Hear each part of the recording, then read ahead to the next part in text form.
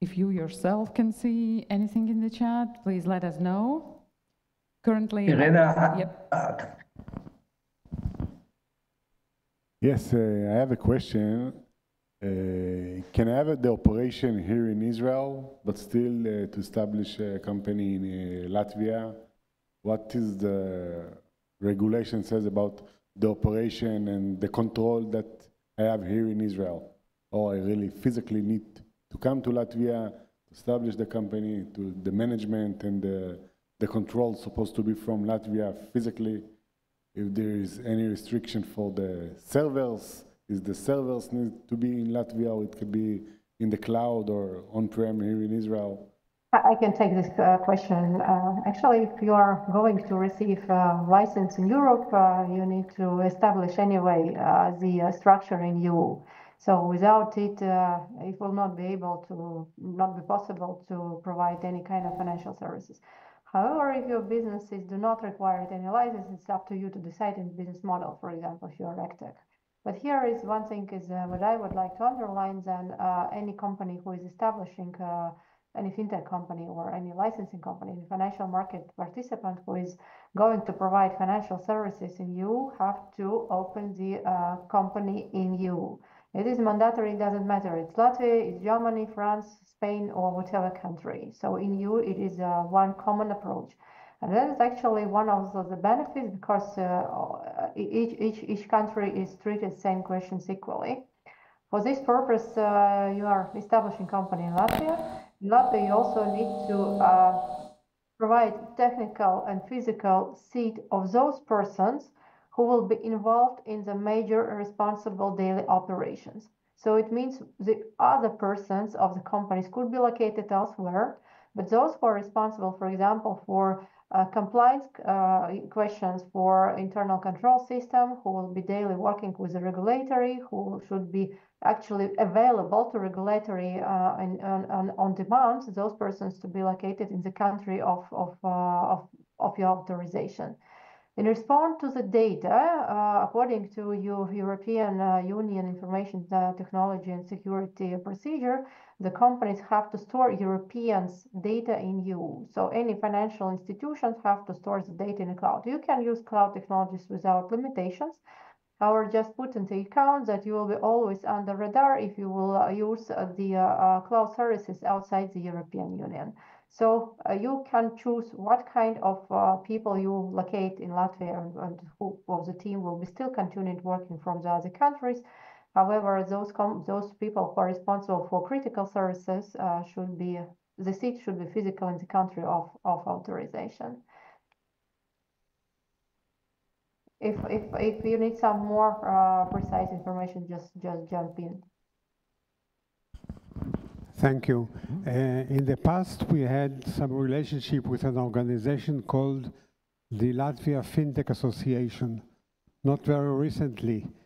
Is this part of government? Is it an independent association? What is the relation between it and the regulators? Yes, Latvian FinTech Association is a private organization who is presenting the industry, the voice of customers, and who is caring about the interest of the FinTech industry up front of the governmental institution. It belongs to those members who are the members of the association. It have no any legal connection to government. However, as Latvijas Banka, as a central bank, we have very good cooperation with FinTech Latvia Association, with blockchain development associations, and different stakeholders within the industry when we are together working on some challenging questions, for example, adopting of new regulation or developing of new types of laws or anything. And they still exist. They're quite active, actually. If you need to connect them, it will be a good starting point. Okay, thank you for your presentation.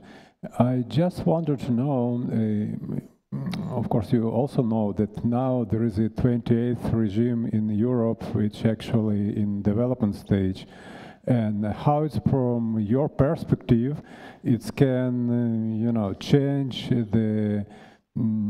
process of establishing company in Latvia and of course in the EU. So this standardization, how it can be used by Israeli companies which will want to establish, European company. Marina is doing like this. Yeah, Marina is doing like this, so I'm gonna continue.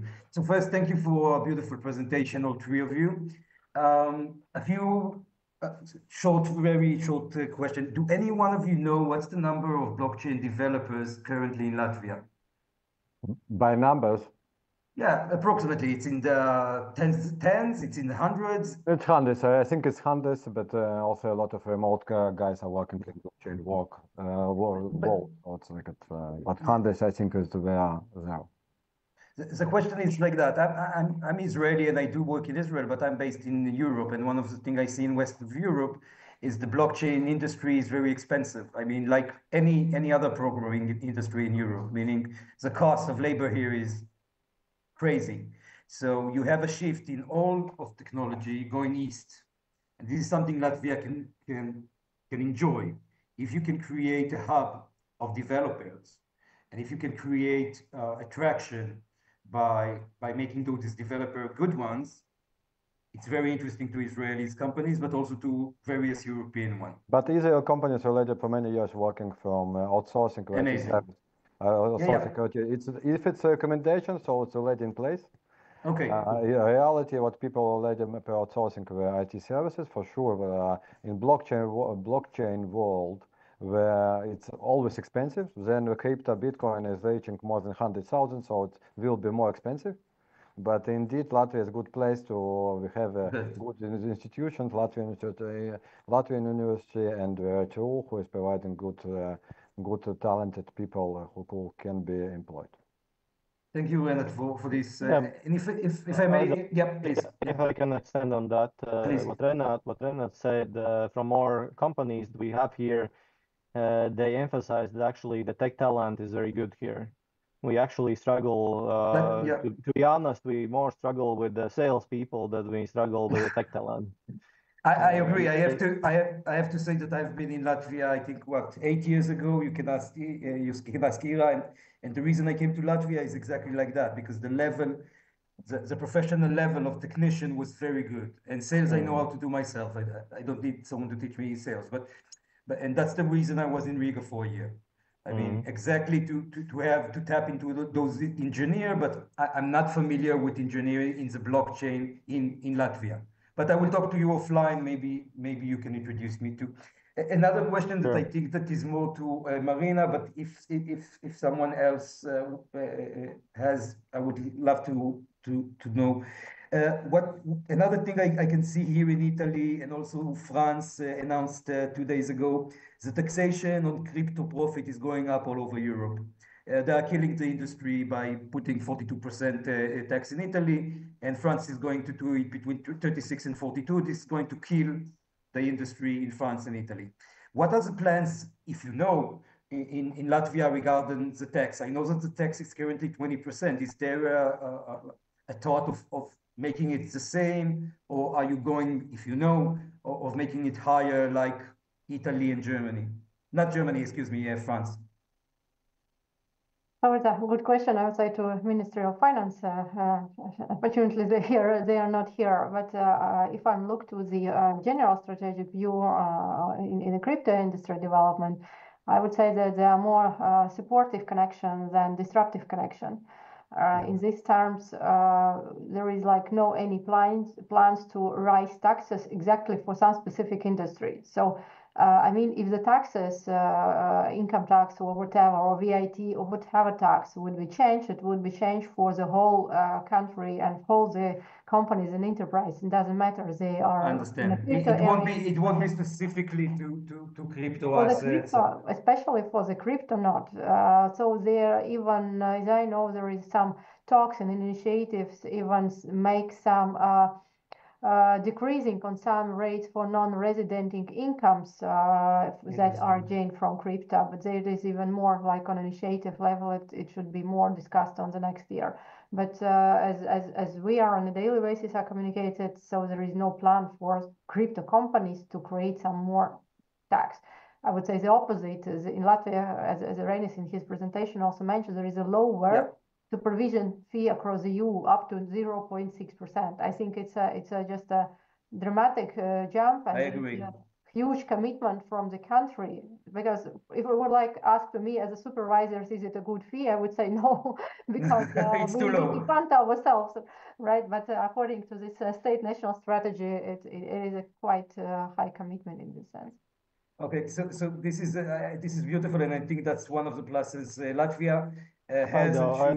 If I can add to that as well. Latvian government have made a commitment to change the taxes once in 4 years. Okay. And they have just done that this year. Beautiful. And there is no additional taxes to crypto. So for the next 3 years, for sure, I can say that no major tax change should be done. They have agreed, and this is always a very heavy process in the politics, you know, to actually get something to be changed in tax regime, because there's so many different opinions, right? And they have agreed to done it, and actually it has been a relatively good tax changes actually for companies to decrease the labor taxes. So we try to stimulate the economy, as with all the geopolitics, you know, we are also not in an easy spot, so as you. And then we want to stimulate the economy, and the politicians understand that. So there's more incentives than restrictions that you see in, you mentioned France, Italy, and also in Denmark, they have some additional tax on crypto.